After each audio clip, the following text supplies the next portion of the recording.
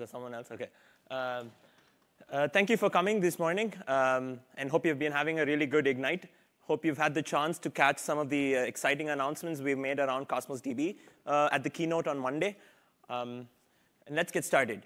So hi, I'm Ramnandan Krishnamurthy. I play a dual role in Cosmos DB. I'm a software engineer, and I'm a product growth ninja. It's very exciting for me. I really love going to work every day. On the product growth side, basically, I work we have really deep engagements with customers to identify opportunities where customers can leverage Cosmos DB, and in turn, we can grow our business as well. And as a direct result of that, we directly learn all the pain points which customers are having, and I take that back to build certain features. For example, I helped build the bulk ingestion functionality for Cosmos DB, as well as the native Spark integration, which we'll be talking about today. And the entire Cosmos DB team is really active on Twitter. So through this session, later on, please do tweet at me, tweet at Azure Cosmos DB, and you can shoot questions at my email alias as well. And the picture is not just a depiction of how much I suck at photo editing, but just that I also love traveling when I'm not helping grow Cosmos DB. So just to set the context here, and just so everyone's on the same page, we made sure that this session is an L400 session, which means we'll be doing a technical deep dive into the design patterns and design tips and tricks, which means we really don't have that much time to go over the basics. So by show of hands, how many of you are aware and have used Cosmos DB, either in production or testing? That's great. Also, almost all of you. So thank you very much. You're the reason we are the fastest growing Azure data service. And just so, I think literally everyone raised their hands, but so we can go over this slide really quickly. There are three things which Cosmos DB is really, really good at. One, replication. Two, global distribution. And three, resource governance. So Cosmos DB is a horizontally partitioned database. We are a scale-out system, which is what allows us to provide elastic scalability of both storage and throughput. We place no restrictions on the amount of data you can store, as well as what throughput you can provision on the database. Turnkey global distribution is a direct result of the fact that Cosmos DB was built as a native cloud database and was not built as an on-prem database, later moved to the cloud. So we take our replication protocol is directly built, is a variation of Paxos built directly on top of the Azure infrastructure. So every single Azure data center which comes up, Cosmos DB is one of the first services which comes up within a few minutes. And that's what's made it possible for us to make global replication just a single click of a button, and not you having to play around with replication protocols or configure clusters in multiple regions. And the last part is resource governance. In Cosmos DB, fine-grained multi-tenancy is baked into the system, which is what allows us to host multiple accounts, customers on a set of machines or a cluster of machines. And this is what allows us to push back and give you that extra reduction in price, because we don't have to have a dedicated cluster for you. And a small issue with that, and an interesting challenge we had to solve because of that, is that now you could have a Jet.com or a Walmart on a Black Friday sitting on the same cluster of machines as you. And so on Black Friday, they have a 20x increase in footfall. How do we ensure that they are not a noisy neighbor and they don't affect your application's performance? So we built resource governance into the system, where we are now able to give you comprehensive, financially backed SLAs, not just on latency. And we made an announcement at Ignite that even write latencies are now a single-digit millisecond at 99th percentile, along with reads. As we provide SLAs on also the consistency, availability, and throughput. And we are the only database service which provides SLAs on all of them. Other than that, Cosmos DB is a multi-model database. So we provide, we allow you to store your data as is. So if your data is a document model or graph model or key value, all of them are represented under the common platform, which is Cosmos DB. And we allow you to access that data through any of the APIs you are most comfortable with. And one thing which I think if you meet any Cosmos DB member, one trait you probably will find is customer obsession. So this slide is one of my most favorite slides. Is every day going into work to help grow the existing customers and to get to grow to new so that next year when we come back we'll have twice the number of these to show as marquee customers. So this is just the marquee customers. We have over 7,000 EA customers today on Cosmos DB. So how many of you here use the SQL API compared to Mongo or Cassandra? Great. So we really, there is no restriction that you have to use one specific API. It's just that if you are building an application from scratch, we highly suggest that you use the SQL API because it provides the maximum flexibility because it's the core API which we own, compared to Mongo, where essentially we follow the wire protocol of Mongo. So every time we bring a new functionality into Cosmos DB, it's the easiest for us to expose it through the SQL API and bring it to you. So a majority of this session is going to be talking about how you can to design patterns, tips, and tricks around the SQL API. But a lot of it is essentially easily extendable to the other APIs as well. So this is really going to be really quick. So when you're building an application using the SQL API, so what are the operations you can now perform on the database? So you're well aware of the HTTPS, the point reads, point writes, point updates, point deletes, and then come in the SQL queries. So Cosmos DB, as you know, has the concept of partitioning, where you have to choose a partition key. So you can have SQL queries which target a single partition key, or you can have SQL queries which fan out to multiple partition keys, which is what the single partition and cross-partition queries. And then we have the concept of transactions in Cosmos DB, which is implemented through stored procedures. And then you have scan queries or read feed, which is nothing but just you take a cursor and basically scan the entire set of documents within a partition. And then the final most important thing, which is kind of like a beast in itself, is change speed. We'll be talking a lot about change speed today, and I think that's something which you should take away from this session. Is we really think customers should be using change speed more, because as we'll be talking about this today, it's really, really important and allows a huge set of design patterns on top of a database system. And the important thing is each of these operations consumes a fixed amount of RUs, which you can log and hence use to determine how much throughput or RUPS you need to provision for your collection. And here's a very simple thumb rule for data access, which is in decreasing order of latency and RU consumption, a point read is the most efficient because we route it to a specific partition, utilize the index to pick up that single document, followed by a single partition query, followed by a cross-partition query, followed by a scan.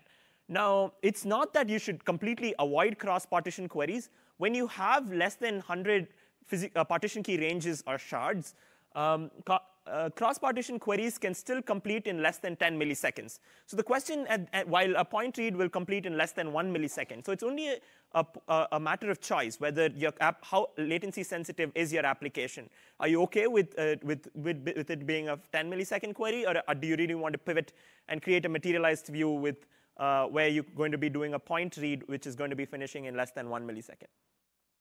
So another thing which, working with a lot of customers, we have identified is when you're building an application. I think I missed a slide. Oh, yeah. So before we get to that, so this is when you're working with the document model and the SQL API, you're essentially storing data as free-form JSON, and where the primary key is the combination of both the partition key as well as the ID. And the collections, the term collections is nothing but a container for documents. And there are three main things which you need to think about when you're creating a collection. First, and the single most important thing, is the partition key choice. Because Cosmos DB is a managed database service, so we basically do a lot of things on the back end without you having to really care about it. So we do the cluster management. We do scaling up and scaling down of the collections. When your partitions grow and they split, we do the automatic shard partition management. A lot of this is done by us, but there's one thing which you have to take care, which is the partition key choice, because if that is done wrong, it very adversely affects your application's performance. And we'll talk about some of the what do you need to think about today and how you can monitor it as well. The other is how much throughput should I provision for my collection. We'll be talking about that as well. And then indexing policy. Cosmos DB, as you know, is automatically indexes all properties in a JSON. So if you're storing JSON with over 20, 30 properties, by default, we automatically index all of them, as well as nested paths in your JSON. So but what you can take advantage of is define a custom indexing policy to reduce your RUs. And some other important things to think about when you're defining collections is your TTL expiration policy. Do you need secondary unique index constraints? And these are some things which you need to think about. So going back to the point about indexing policy, right? Why do you need to choose the indexing policy? Why not just go with the default policy of indexing all the properties? It's because by choosing the custom indexing policy, you can very drastically reduce the amount of RUs you consume when you write documents. And this is just an example. You can do this from the portal or through or from the SDK. This in the .NET SDK, for example, you can exclude all paths from the indexing policy and only add. For example, here you're only adding the player ID property into the indexing policy, which is a very common pattern if you're doing a key value workload. And then, so let's go into one particular scenario, and there are some things which we can think about here. So imagine you're trying to build a multiplayer game on top of Cosmos DB. So recently we had Next Games, which went live with this game, Walking Dead. I'm not a gamer myself, so I'm not really, maybe I might seem a little off with the terms when I'm talking about a gaming scenario, but excuse that. Maybe you can help me with that. So this game is really popular today, apparently. I've been told. There are more than 10 million game downloads. It's a multi-region application. So keeping that aside, now when you're building this game where you could have up to 1 billion active players at any point in time, and each of these players could be present in more than up to 1,000 game sessions during any day. So essentially, now you think about it, there's a concept of a game session, which is what is the primary entity here. And this is, for example, a very simplified version of that game session, where you store who is the player, what is the game he's playing, what is his current score, when did he start playing, and when did he complete playing. So this is just the simplest version of what actually went to production, right? So what are the operations which this application needs on top of a database? So get me the set of all sessions which a player is currently in. Get me all the sessions for a specific game name. For example, level 1, because I don't know what a game name could be, but like level 1, what are the sessions which are present for that game? Add a game, remove a game, add a player, multiple operations. So what is the choice of partition key here? So you can very clearly see there are you could come up with two choices. One is the player ID or the game ID. That is the player name or the game name. What happens if you choose player name as the partition key? So it says the answer essentially is there's never a one-shot answer. It heavily depends on what are my operations and what is the distribution of these operations. So if I have a very large skew, say 80% of all my operations are going to be get me all the sessions for a specific player, then choosing the player ID is going to be great, because all the 80% of your queries are going to become single partition queries. And you could have a few of the other cross-partition fan-out queries where give me all the sessions for a specific game name. Now, this essentially has to go to each player ID partition and retrieve all the game sessions for that game, which is OK, because you still have the index applied on game ID. But essentially, if you're going to have the other scenario where you're going to have an equal distribution of the two, then there is another option where you can create a pivot of the existing collection where you've partitioned the data on game name or game ID.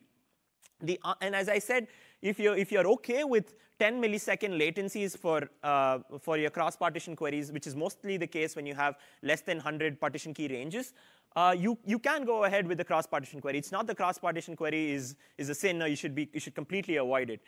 It's just that, are you OK with that, or do you really want the 1 millisecond point reads? So now we spoke about this concept of creating two pivots. So like the same data, you partitioned it using player ID and game ID. So there's obviously a question which will arise. There is the whole problem of double writes. So if I'm writing to both the collections, what if one write fails? The two collections are not consistent now, which is where change speed comes to rescue, where you can utilize change speed on the primary collection to automatically synchronize your data. So every time a document create or update happens in the first collection, it automatically moves to the second collection. And I'll quickly show you the code snippet for that. Please feel free to interrupt me during any point. You stuck with me for 75 minutes, so you might as well.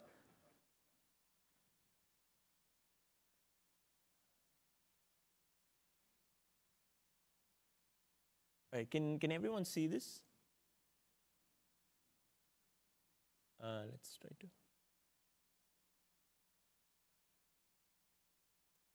Okay, was this better?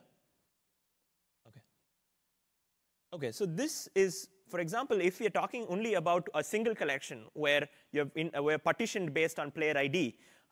So now if you're talking about the query which is going to get me all the sessions for a specific game name. Now this is essentially going to become this query where as you can see here, you have enabled cross-partition query. And you can basically optimize it further. You can optimize cross-partition queries further by setting the max degree of parallelism, which is essentially a client-side option for determining how many concurrent operations you are going to make to the backend partitions. If you're doing this now, as you can see, it's going to become a cross-partition query. Now, how do I do how do I create a collection with pivoted on game ID? As you can see here is the collection which you've created where your partition key choice is game ID. And this is basically the idea behind change speed, where as you can see here, there is so the way change speed works is it is a distributed log across each partition. So essentially each partition key range or shard has its own set of events which happened within it, and which now allows you to consume each of these events in parallel. So you can write a tasks which consume each of these, the changes which happen in each of your shards in parallel. As you can see, you can create a document change speed query where you specify the partition key range ID, and it basically goes in a loop to keep extracting or consuming all of these events. Now, once you have done this, the same query, which was previously a cross-partition query, now as you can see, now becomes just a read document async, which is just a pure get. And this will complete, although the SLA is less than 10 milliseconds at the 99th percentile, on average, point reads complete in less than 1 millisecond. So going back.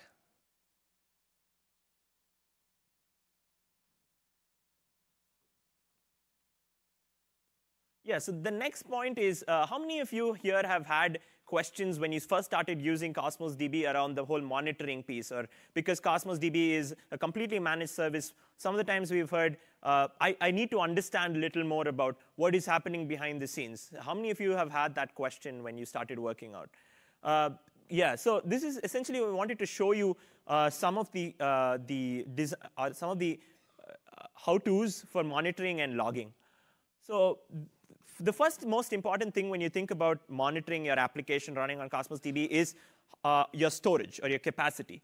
So if you go to the metrics tab on the Cosmos DB pane, you actually can see multiple panes. You can see a storage pane. You can see a throughput, availability, latency. The first important thing you need to look at is to see if your application is performing well is go to the storage pane. You can see three important things, which is how much data and index size am I consuming? And then across each of my shards or partition key ranges, what is the total index plus data consumption?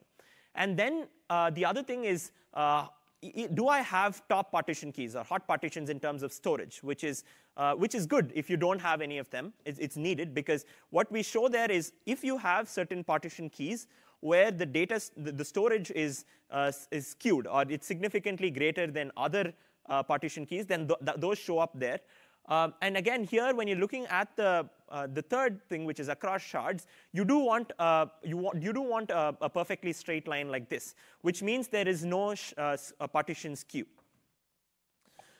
So one other thing you can do is, this is through the portal, but what if I want to access the same information from the SDK? And a neat trick sometimes is customers want to access the count of documents within a collection or within a particular shard. And they don't really want to, and they shouldn't have to do select value count of 1, because this is going to become a query which is going to fan out and consume quite amount of RU. So there is a very neat trick. A lot of you may be aware of that, but for those who are not, let me show that to you.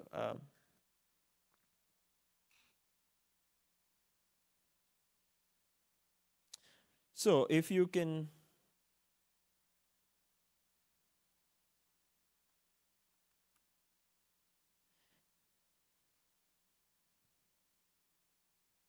Yeah, so if you, you have the link up there on GitHub, for GitHub.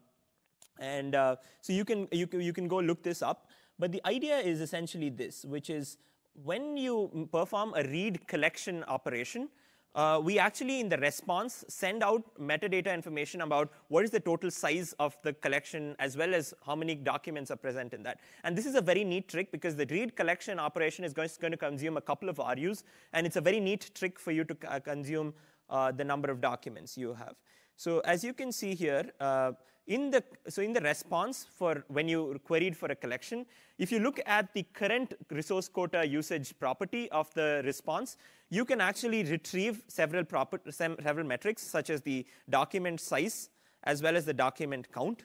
One other neat trick is you can also do this for a specific partition key range. So when you actually do a read document operation within a specific partition key range, if you can get any random document, in the response of that, you can actually, again, look at let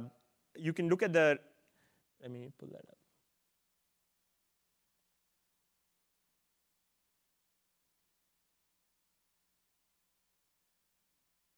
Yeah, so you can again look at within the read document response, you can look at the current resource quota usage to again look at what is the number of documents within a particular shard, as well as the count of documents. So you can reproduce all of those 3 charts programmatically as well.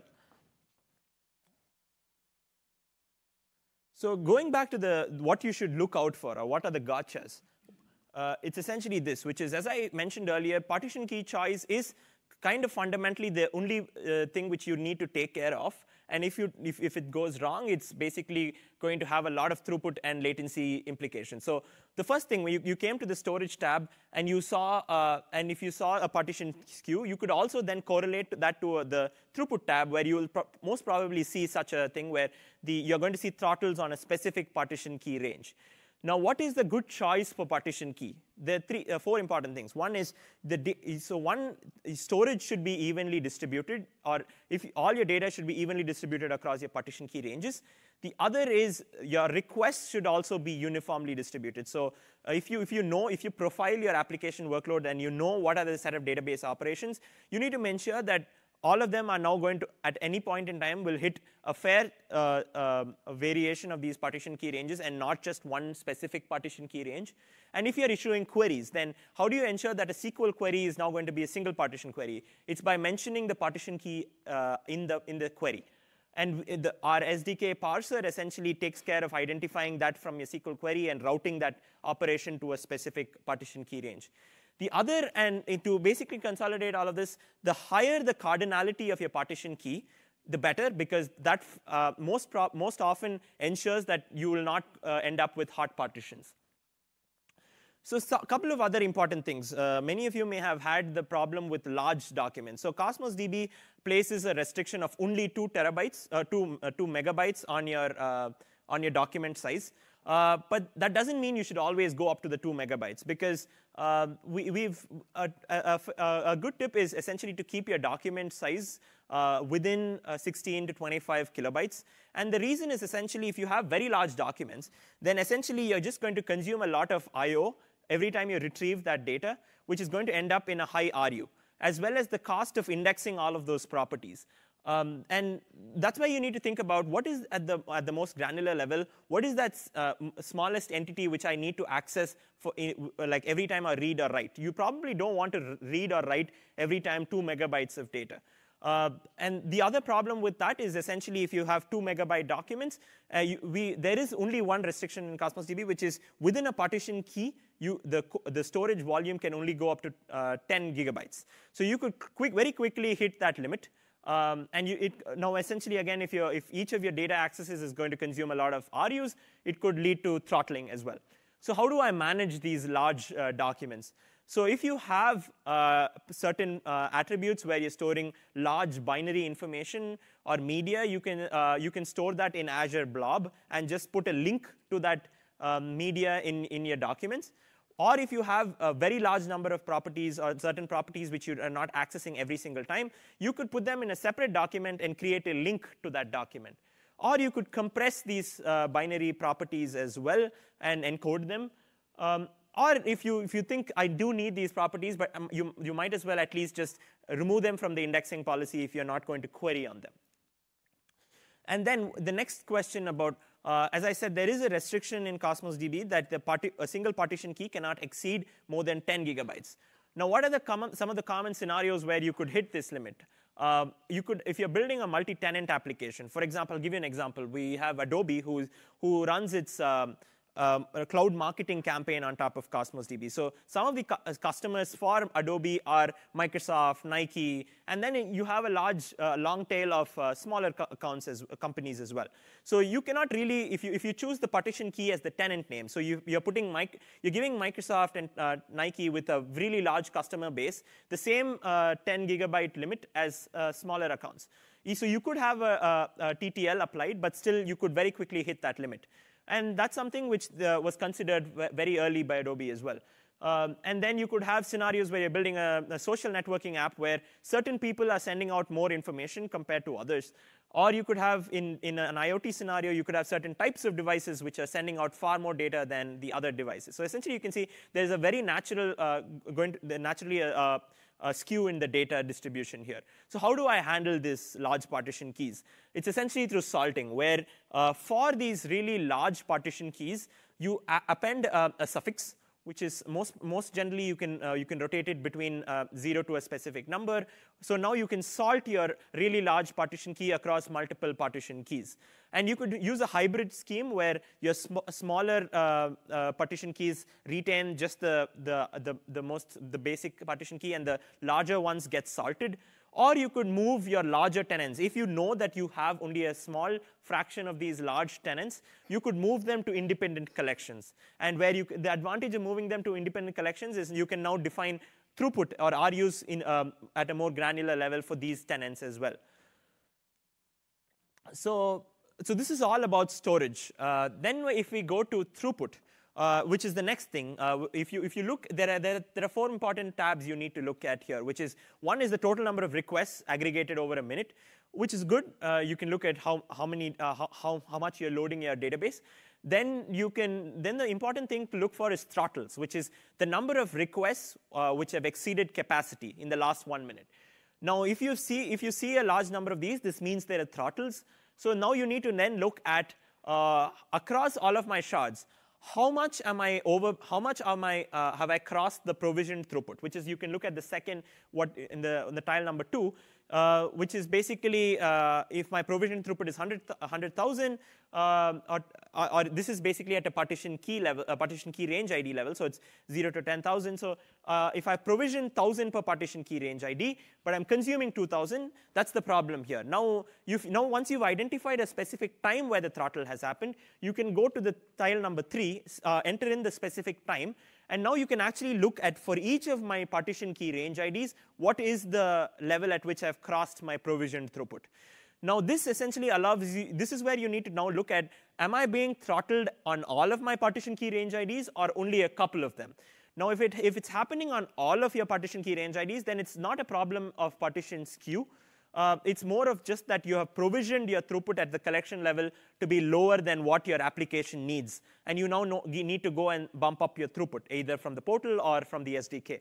Then the other thing is, when when you only have a certain set of partition key range IDs where you are seeing this throttling. Now, that essentially goes back to the point about partition skew. And it's probably, as I showed in the previous slide, it's probably because of the correlation between the storage pane and the throughput pane. So then comes the point. So we've been talking a lot about monitoring, right? So as you can see, you can monitor. Now, I talked a lot about the storage and throughput. But as you can see, you can also monitor your consistency and your availability as well.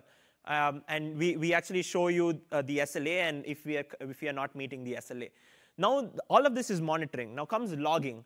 Now, on the client side, you can actually log a lot more things.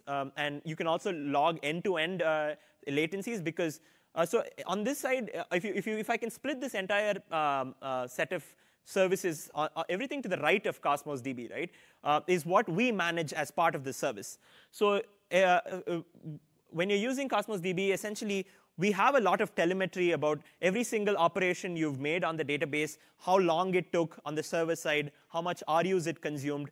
Now, all of this, we allow you to very easily push to log analytics, which is an OMS, event hubs, or blob storage. And then you can, like if you're pushing it to log analytics, you can write your own queries to go through them, identify operations which are taking far too much time or consuming too much RUs. All of this, we provide that. And you can also, so let me show you that. How many of you take advantage of diagnostic logging or client side? So yeah, so this means this is something which you should really do because it gives you a very deep insight into your application's load on top of Cosmos DB. So if you on any account, if you basically go to diagnostic settings, this is where you can turn on diagnostic logging, where you can click, where you can just checkpoint. You can add a check to send it to log analytics, send it to event hub, send it to storage accounts. So once this is all pushed to that service where you can now write. If you're pushing it to blob or event hubs, you need to write your own application to consume those events. But with log analytics, you can write very simple queries on the UI in log analytics. The next thing is alerts. So Cosmos DB, as part of the service, we push out a lot of metrics. Some of the metrics, for example, are, as you can see here. So we pass the total number of requests, the number of HTTP 200s, the 400s, what is the read latency, observed write latency, data size. All of these metrics, you can now set up alerts on them. For example, if I want to set up an alert when my data size becomes greater than a specific threshold, then you can set up an alert on top of this. As well as we push a lot of these metrics, and we're going to be pushing far more metrics to Azure Monitor. Azure Monitor is the one single place where you can monitor all applications on on Azure. So that's an important thing which you should keep note of. So all of this was to the right of Cosmos DB, which we manage by ourselves. Everything to the left, which is you have your own client application. It could be running in whatever language, whatever framework. Every single time you make an operation call to Cosmos DB, in the response, we actually, just like how I showed you for the other operations, you can actually get back the request charge. And if you're issuing SQL queries, you can actually get back the query execution metrics through query metrics, which you can now log whatever is necessary to app insights. This is, again, a very, very important tip or thing which you should follow here, because now when you push all of your data across all of your clients to app insights, now that allows you to look at end-to-end latencies, as well as like which queries are taking time. And an important thing when you're sending query metrics is what are the things you can send. So when you're issuing, this is again the .NET example where when you're issuing a SQL query, you can specify the query metrics in the feed options. That way, in the response, we actually send back the query metrics. There are more, but these are the important things you need to look for, which is you can actually look when you're, so if your query took 5 seconds or 30 seconds to execute. Now, how is that broken down? So you can look at how much time of that query executions was spent in looking up the index, how much time was actually done in loading the documents from the store, how much time was spent in serializing the documents and sending it back the wire, which is in the right output time. So there are interesting things. So if you see that the index lookup time is fairly large, that probably means you have not indexed that property, and you can now go and add that property to your indexing policy. If the document load time or if the write output time is really large, that means maybe you're sending back all the properties over the wire. And if you're only interested in, say, 2 of the properties, then you could project. You could select only those 2 properties, and now it's going to become 1/n of how much time was spent in write output time. And we actually have documentation. I would highly suggest that you go look that up to identify the other query metrics and what you are interested in as well. So the important thing here is profiling your application. So as I said, when you're creating a collection, other than choosing the right partition key, provisioning the right throughput is important. And again, this is the idea behind, this is a paradigm shift when you're coming to manage database services. While we do everything, we actually expect some amount of input from you because you are the ones who understand your application's requirement the most. This is what you should do when you begin creating an application on top of Cosmos DB, which is profile your application. Like in the gaming example, we actually broke down what are the set of operations we're going to be performing. So you do a POC where this is the specific operation type. So I could have a point read for a specific type of document. Now, what is you can actually, as I said, when you issue the query in the response object, we give back the request charge. You identify what the average RU consumption is. You come up with what is the average number of that specific operations per second you're going to be issuing, and hence what is the RU I need to provision for that operation. Sum up all of them, and you will get what throughput you need to provision for your collection. You could always keep a buffer on top of that for unexpected operations, but essentially this gives you a very neat way of identifying and rationing out your collections throughput. And this way, in future, when you've logged everything to App Insights as well, you can now come back and look, is at a steady state or during runtime, is my rationing equivalent to what I had on my chart or back of the envelope calculation when I started building out this application. So this is great. We've been talking a lot about details around monitoring, logging, partition key choice. Now, maybe we should just switch a little bit here and talk a little more about design patterns or architecture patterns. So as I said, Cosmos DB change feed is a beast in itself. And this is what allows customers to build event-driven architectures on top of Cosmos DB. So what is event-driven architectures? It's this whole, a lot of you may be familiar with CQRS, microservices style architecture, event sourcing. All of this comes under the paradigm of reactive programming. So there are a couple of important things which are required of a database or an event store in such a platform, which is, and this is why, and before we get to that, so these are some of the, just the common business scenarios where event-driven paradigms come up, which is in e-commerce applications when you're order processing. So because all of this, as you can see, is a very reactive style where when you click on save to the cart or when you buy, it kicks off multiple services, like the billing service kicks in, the shipping service kicks in, the tax service kicks in. This is all for the e-commerce company, as well as for IoT telemetry processing. We actually have a very neat demo, which we're going to be showing today, which is around how do you build a scalable streaming solution on Azure. But again, and then real-time financial data processing as well. So I'll take the example of Jet.com. When Jet.com chose Cosmos DB for building out its order processing system, what were the requirements of the database service? Because they were running an on-prem NoSQL database at that point, they could not scale to the loads they needed, and that's why they came to Cosmos DB, because it's a managed service. One, any event-driven architecture requires your database to handle really large ingestion volumes, write workloads. That's because in an event-style architecture, every interaction between microservices or subroutines is going to become a database write. So Cosmos DB is a write-optimized database engine in that we don't have the concept of locks or latches. So we have customers who can do up to like a million writes per second or more. It's only about how much throughput you provision. So now that allows like your entire microservices architecture to very neatly depend on one single database system. The other is elasticity in storage as well as throughput. As you probably know, like you cannot place in the more traditional relational systems, with the scale-up kind of systems, you place restrictions of like say 4 terabytes on your data, on the total database volume. But that cannot be done in an event-style paradigm, because you're basically collecting all the events in the order in which they occurred, and you're processing them later on. Which is where in Cosmos DB scalability in storage really shines here. And the other thing is, for example, elasticity in throughput, which is on an average day, Jet.com say their throughput is X. On Black Friday, just the hour before Black Friday starts, they need to go 20X. Now, when they used to run on-prem databases, they had to over-provision by buying physical servers, extra RAM, extra disks, all of this for just that day, and then that basically goes waste for the rest of the days.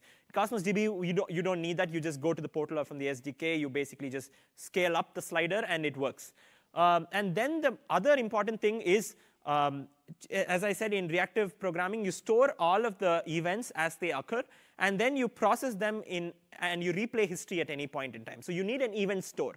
What that also means is it's not going to become, you don't want to poll your database frequently for, say, get me this event, or you don't want to issue a query where select star order by timestamp, but you need an interface to your event store where you can consume events in the same order in which they occur, and that is basically what is change speed.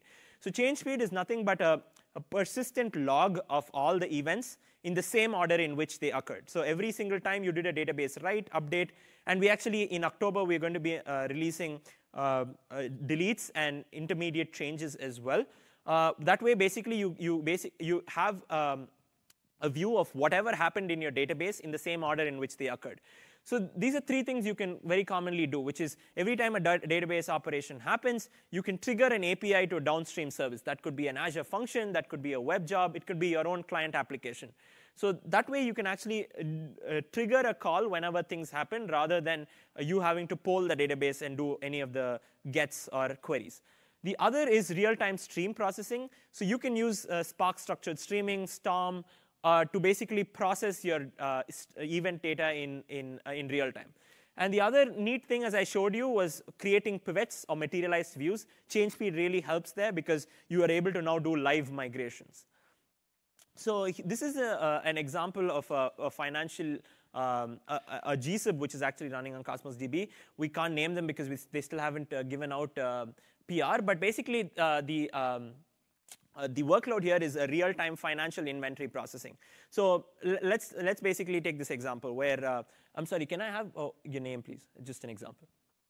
Dan. OK, so the idea in a very dumbed-down version is this. So all of you, so I could take Dan and Ram here. So Dan, at the start of every hour, owns, say, at the start of this hour, had 100 stocks in Microsoft, 20 stocks in Amazon, and so on. So, and then he's really, and say you came to Ignite, you really loved Microsoft, you decided to buy another 100 stocks of Microsoft. So what the idea behind this is, at every instant of time, as trades come in, I should be able to create a ticker of what is the current position of a specific person in that account. So if you had 20 stocks and you bought 30, what is the latency between when the trade came in and what is my current position in that account? So this specific company actually built this entire infrastructure on Kafka on-prem. It was good. Over a couple of years was spent in development because you had to set up your Spark Kafka cluster, manage the clustering. But very quickly, they saw the problem about scalability. So imagine I'm throwing 30. Today, I have 5 million trades coming in during a day. It could go up to 30 million trades. Now, the whole problem about managing your Kafka clusters comes in. And the other important thing is global replication. Now, when you're talking about financial industries, and probably in a lot of your industries as well, your customers are not going to be located in a single Azure region. So you need global replication important here. And so you need global replication in the concept of building an event-driven architecture. And that's exactly where Cosmos DB comes in. So I'll show you this is the idea here, where you have 2 different collections. One is the trades collection, and the other is the positions collection. Where every time a new trade comes in, you directly write it only to Cosmos DB in the trades collection. You listen to change speed. So you read the current trade. you look up what the current position is from the other collection, and then you do your math of what is going to be the new updated position, and you send that out to the ticker. So this is the latency which we are trying to measure here, which is every time between when a trade came in to when I'm able to update my current position in that account. So and this sometimes it looks like a very easy problem, but it's actually pretty hard in terms of giving you an SLA guarantee on that latency. So here I actually have the same application which we built as a POC. What you can see here is we actually throwing 30 million trades into this the trades collection, and you have 5 million positions as well. Now, as you can see here. Let's look at a specific line. You received trade ID from the Cosmos DB change speed for the specific account for the specific property, and you're now able to, you looked up the current position and your new position. So you can see the whole processing time is just 1 millisecond. They were really blown away by this because this was something which was not achievable on-prem Kafka at that point, and all of this is still without, which just comes out of the box with Cosmos DB. So as you can see here, I'll show you the collection as well. So here you can see there are two different collections. One is trades and the other is positions. So in the trades collection, you have fine events as they occur. So you have the product, the quantity, the ID, the trade type. And the positions collection, on the other hand, basically has, it's like a snapshot. At any point in time, you can go look up that positions collection.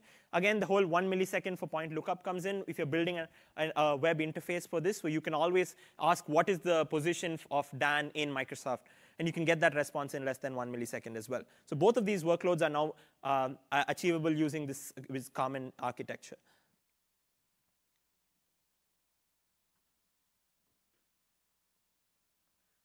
OK, now switching one more line, which is let's extend this to big data, which is how do I do big data processing on top of Cosmos DB? So what really constitutes a real-time big data architecture, or a good one in that, is that these architectures need to now be able to handle really low latency reads as well as updates while being able to scale linearly, and they should be extensible and they should be fault tolerant. What does all of this mean? So I think Nathan Mars, who the creator of Apache Storm, came up with the idea of Lambda architecture a few years back, which is essentially, as you have, the idea is very simple here. How many of you are actually aware of Lambda architecture? Great. So you have three main components here. One is the batch layer, the serving layer, and the speed layer. So the idea is, as I have data coming into my system, I write it to a master data set, which is nothing but an immutable append-only data set, where every single action which has happened, I log all of them. And periodically, I have a batch processing system, which goes through my entire history, processes the data, and puts it in kind of like an aggregated view in the serving layer. And the serving layer is what the query talks to basically go ask what is the result at any point in time. Now, the problem with the batch processing layer most of the times is because it has to go through history data, which is going to be terabytes or petabytes. The problem is now that you're going to take a hit on latency as well as compute cost. It's not going to be single millisecond processing here. And also, you probably need a really large compute system to crunch this data. Now, which means you cannot be doing this every second or even every minute. You're probably going to be doing this every few hours or even at the end of every day. Now, what that means, your data in an aggregated view or your batch view is going to be stale. Now, what if I also want to look at the data which is in the short period, which is in the last few seconds, in the last few minutes? And that's where the speed layer comes in that you have a stream processing system which basically listens to the event stream which is coming in to create like a real-time view.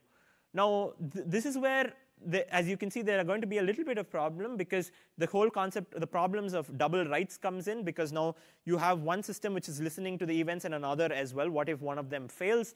And then also that, and that's basically where the idea of kappa came in, which is, what is kappa? Which is, it's a simplified or a subset of Lambda architecture, where you really don't have two views, a batch processing and a stream processing. You only have a stream processing.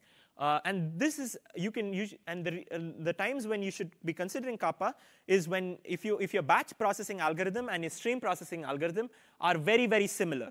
That you can actually club both of them into one single system. And that's basically where kappa architecture you should think about kappa architecture.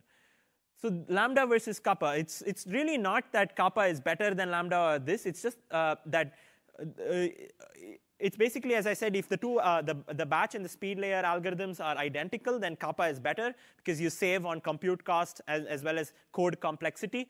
But a lot of times, having access to the whole historical data is going to yield optimizations which are going to make your batch processing more optimal than the results of your stream processing. And that's where it's only going to end up as, like always, so there's no right answer. It's only, do I favor batch execution performance, or do I prefer code complexity and cost? It comes down to that. And then, and a lot of times, actually, the batch processing is where your ML training happens. Like for example, recently we had this workload in this automobile company. It's basically they're trying to come up with a driver scoring workload. So from your vehicle telemetry, they basically periodically go over your vehicle telemetry to come up with a driver score. Now this means that you have to go over a few months of data every night to basically train a model which is calculating your score. You cannot be doing this at real time. So this is another architecture where Lambda is a must. You cannot make do with a single stream layer. So this is great. Now how do I implement Lambda on Azure with Cosmos DB? So this is something which is really, really passionate for me because I helped build this Spark integration with Cosmos DB. So Spark, as you know, is a distributed compute engine where you can define distributed operations through Spark SQL, which is like SQL, but it's just now distributed across multiple machines.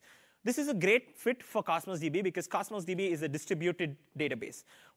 So what we've built is a native integration where executors, or basically the logical workers in Spark, know and can talk directly to individual shards or partition key ranges in Cosmos DB. What this now allows you is if you're processing, say, a terabyte of data. Now, in general, if you're storing that data in blob and you're accessing it through Spark, you have to pull that entire terabyte into Spark into memory because Spark is an in-memory processing system, and then process all of that data in memory. So that means your cluster needs to be that big, and also the time to execute will be larger.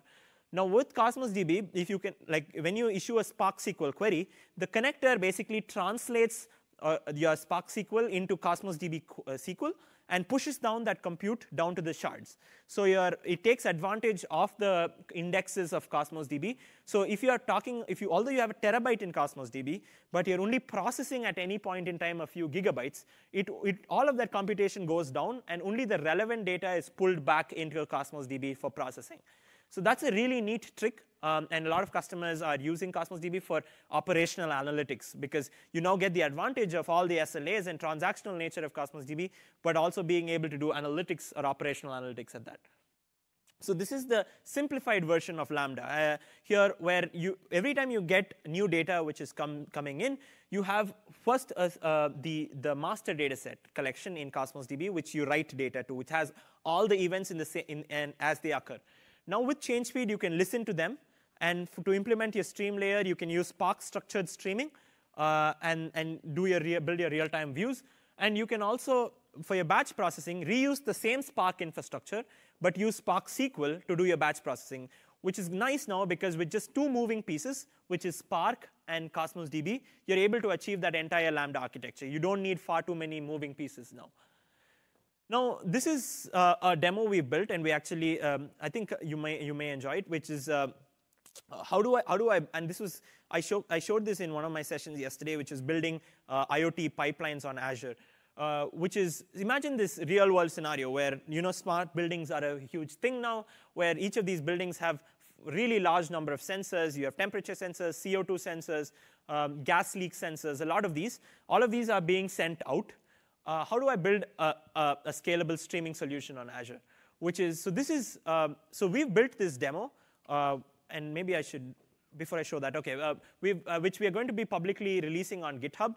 The neat thing with this demo is that it's not just pieces of the puzzle or how to do it. You can actually deploy this entire architecture on Azure with a single click of a button.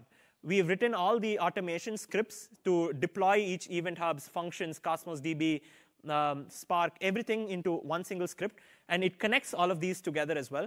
We've also built like a load testing framework using Locust, which will send out all of this data, so you can now deploy this and now go tweak your Azure functions, go tweak your Cosmos DB to achieve what scenario you need. And maybe I should show that to you now.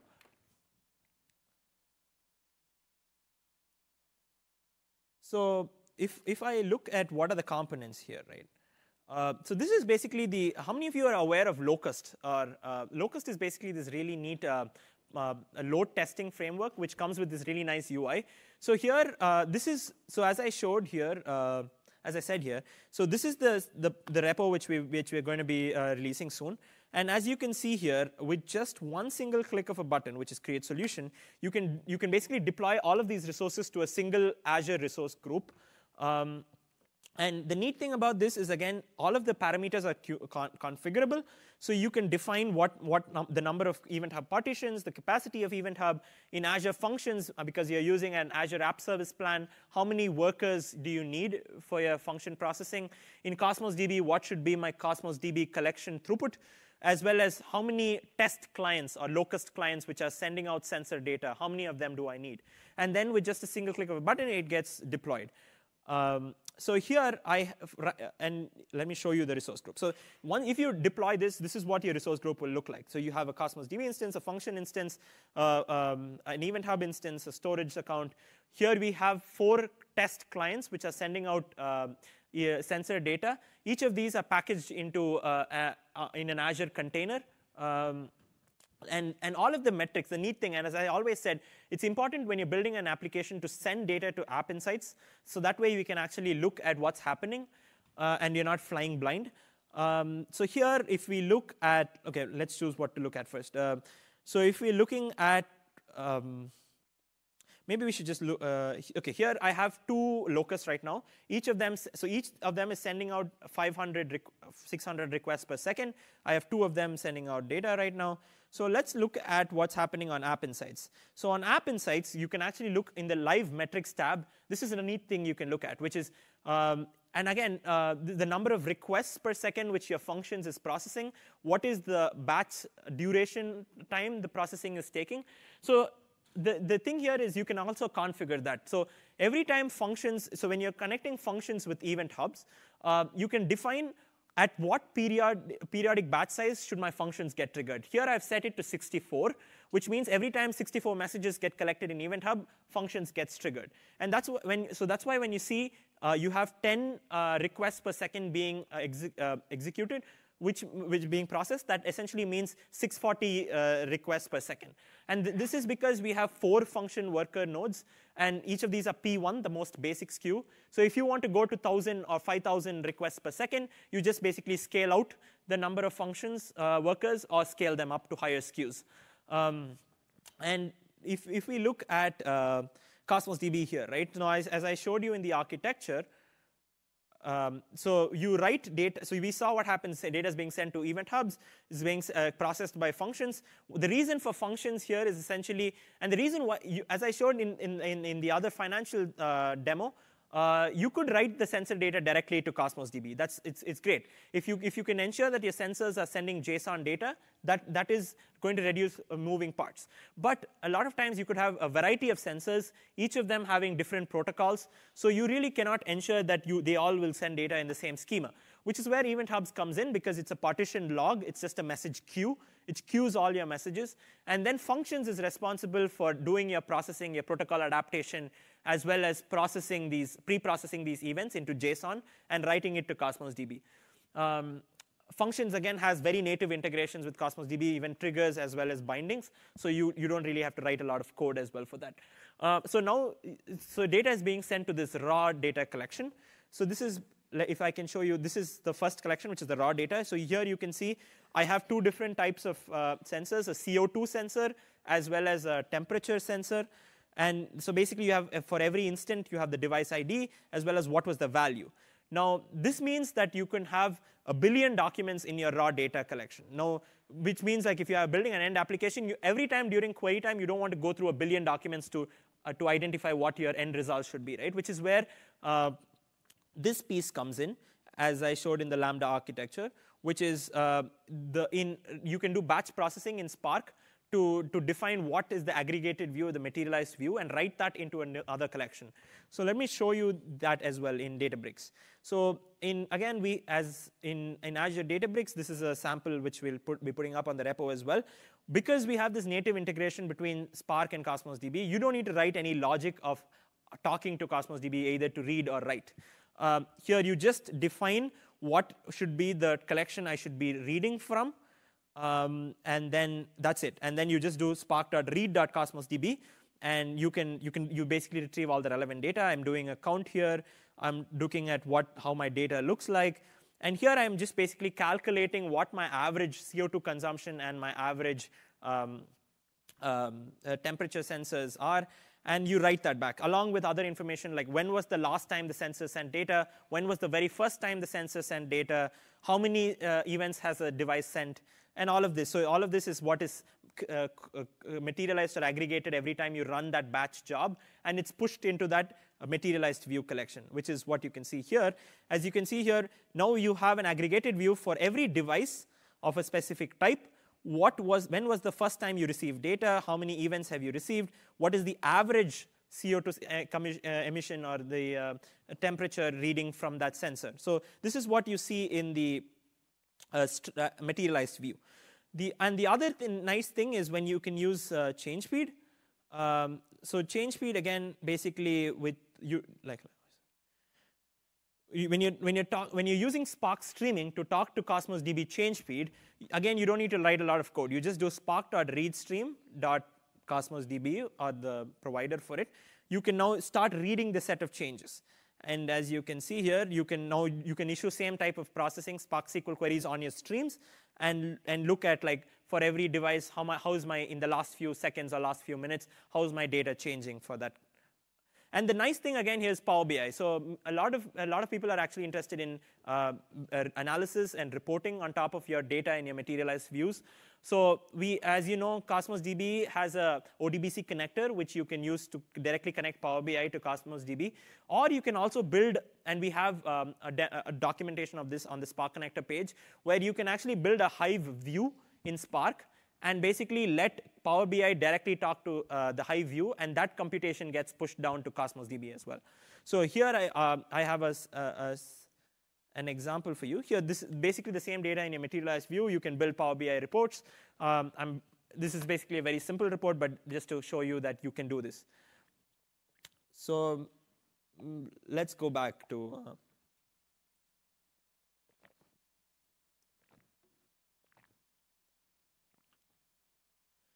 then comes in flexibility in time series modeling.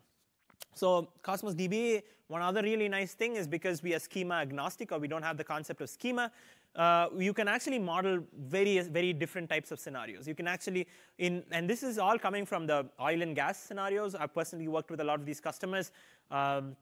So what is the data here, which is drilling data? So you're building these drills. And you have the data, which is series in terms of time, as well as series in terms of depth, which is I could be sending data at a periodic frequency every second, every millisecond, different types of sensors. Or I could, every 100 meters I go down in the depth, I send out specific information. Now, the neat thing about building such a architecture on top of Cosmos DB is, I'll show you the architecture first, which is something like this, very similar to what we spoke about previously, but it's just that I'm using Spark streaming to do my processing on my stream rather than using functions here. Just another option. The neat thing here is that I could write data as they come from my sensors on the rig into IoT Hub.